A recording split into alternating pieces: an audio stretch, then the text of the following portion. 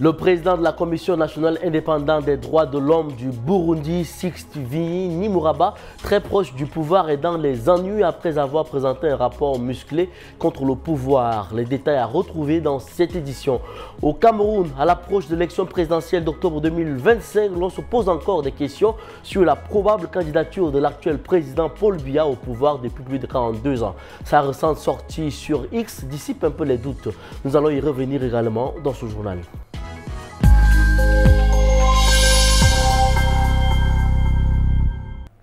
Mesdames et messieurs, bonsoir et bienvenue sur Tchad Info TV. Au Burundi, un nouveau nom vient s'ajouter à la liste déjà très longue des 300 000 exilés que le pays compte depuis la crise de 2015. C'est celui de Sixte Nimuraba, président de la Commission nationale indépendante des droits de l'homme et pourtant réputé très proche du parti au pouvoir. Il est nommé en 2019 et en était à son second mandat a présenté un rapport plus musclé que d'habitude en début d'année. Ce qui lui a fait regagner des points internationalement, mais a été le début de ses ennuis dans le pays, selon ses proches.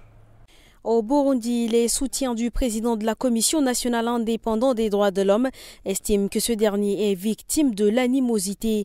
C'est le mot utilisé que lui voue le président de l'Assemblée nationale, Gélas Daniel Ndabirabe, un des faucons du régime burundais.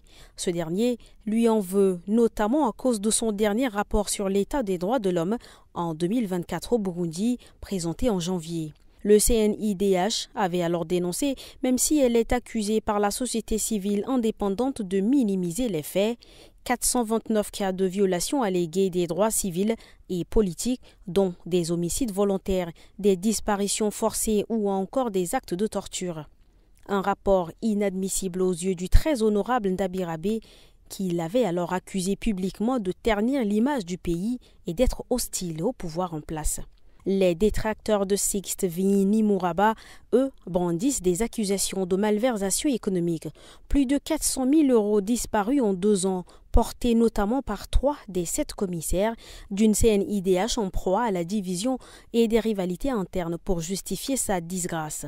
Le président de l'Assemblée nationale Ndabirabe en aurait profité pour lancer un processus de remplacement des membres de la CNIDH pour dysfonctionnement depuis la mi-avril. Se sentant acculé après une perquisition de son domicile jeudi soir, Sixte Nimuraba a fui le pays avec toute sa famille et en toute discrétion dès le lendemain pour sauver sa peau, selon un proche. Paul Biya est-il candidat à sa propre succession à l'élection présidentielle prévue pour octobre 2025? À 92 ans et déjà 43 ans passés au pouvoir, le président camerounais fait de moins en moins de mystère sur cette possible candidature. Mercredi 23 avril, sur son compte X, il a dit vouloir continuer à tout mettre en œuvre pour perpétuer une profonde mutation sociale et faire naître une véritable nation camerounaise. Un propos qui vient s'ajouter à d'autres et dans lequel Paul Biya semble projeter sa présidence au-delà de l'actuel mandat. Au Cameroun, alors que les spéculations vont toujours bon train sur les intentions de Paul Biya, cette sortie est venue s'ajouter à une constance observée depuis ses récents discours. Le 31 décembre 2024, lors de son discours de vœux à la nation, le président camerounais disait déjà que sa détermination à servir restait intacte. Quelques semaines plus tard, à l'occasion de la célébration de la fête de la jeunesse, Paul Biya se projetait une nouvelle fois en disant notamment « Je continuerai de me tenir à vos côtés pour élever les défis auxquels vous êtes confrontés ». Avec ce dernier tweet, Paul Biya lève un peu plus le doute sur ses intentions et semble dérouler un plan de communication par petits pas progressifs vers l'annonce de sa candidature. Une candidature que son parti, le RDPC, a déjà pour sa part entérinée. Le parti a indiqué à de nombreuses reprises qu'il n'avait d'autre candidat que son président national, qui n'est nul autre que Paul Biya. Et ce, en dépit de quelques impatiences exprimées en sourdine par certains cadres du parti qui espèrent toujours que le président passera la main à une autre génération. Cela se fait en dépit aussi des protestations dans les rangs de l'opposition, à l'instar du MRC, par la voix de Maurice Kamto, qui avait jugé cette possible candidature de criminel, ou de certains évêques de l'Église catholique qui ont ces derniers mois pressé le président Paul Biya à renoncer cette ambition. À un peu moins de 6 mois de l'élection présidentielle, Paul Biya ne tardera pas à clarifier sa position. En Côte d'Ivoire, l'opposition parlementaire du PDCI a décidé de suspendre mercredi 23 avril sa participation aux sessions de l'Assemblée nationale en signe de protestation contre la décision de justice rendue la veille. Décision qui ordonne à la commission électorale indépendante de radier Tidiane Thiam de sa liste électorale. Le parti de Félix Houphouët-Boigny mise toujours sur sa candidature. En Côte d'Ivoire, les députés du Parti démocratique révoltés ont décidé de ne pas siéger à l'Assemblée nationale mercredi en signe de protestation suite à la décision de justice ordonnant la radiation de Tidiane Thiam de la liste électorale. Beaucoup d'arguments juridiques sont avancés, mais c'est une orchestration savamment préparée par le pouvoir en place, a expliqué Simon Doo, président du groupe parlementaire du PDCI. Au lendemain de la publication de la liste électorale provisoire, le 17 mars dernier, les députés du PPA ont également suspendu leur participation à l'Assemblée nationale tant que l'ancien chef de l'État, Laurent Gbagbo, n'est pas inscrit sur la liste. Hubert Oulay, le président du groupe parlementaire du PPA, exprime aujourd'hui sa solidarité avec le PDCI. Pour la fiabilité et la paix des prochaines élections, il fallait avoir un consensus aussi bien sur les futurs candidats que sur le processus électoral. À ce jour, nous voyons que rien ne bouge, a-t-il déclaré. Le ministre de la Communication et porte-parole du gouvernement, Amadou Koulibaly, rejette ces accusations et rappelle le principe de séparation des pouvoirs. Nous sommes en train de bâtir un état de droit qui est basé sur le respect des textes. En la matière, le droit a été dit dans chacun de ces cas. Je ne vois pas où est-ce que le gouvernement intervient, a-t-il défendu. Ce responsable du gouvernement rejette l'idée d'un nouveau dialogue tel que réclamé par l'opposition car la 5e phase du dialogue politique est bouclée et pour éviter des arrangements qui ne sont pas conformes avec les textes. Au siège du PDCI, les militants sont motivés, déterminés à soutenir la candidature de leur leader Tidiane Thiam jusqu'au bout. Plusieurs personnes expriment leur amertume. Ces militants sont frustrés de voir leur leader bientôt radié de la liste électorale. Les cadres du PDCI comptent s'organiser avec les autres partis d'opposition. Simon Doo, le président du groupe parlementaire. Nous sommes venus pour confirmer notre désapprobation totale. Nous allons nous organiser et nous allons nous préparer en lien également aussi avec le PPA, avec tous les partis, avec tous ceux et toutes celles qui aspirent à la démocratie, a-t-il confié. Alors qu'un appel à des manifestations a été émis, Amadou Koulibaly met en garde. Le désordre ne sera pas toléré, ce n'est pas une menace, on peut considérer que c'est un conseil.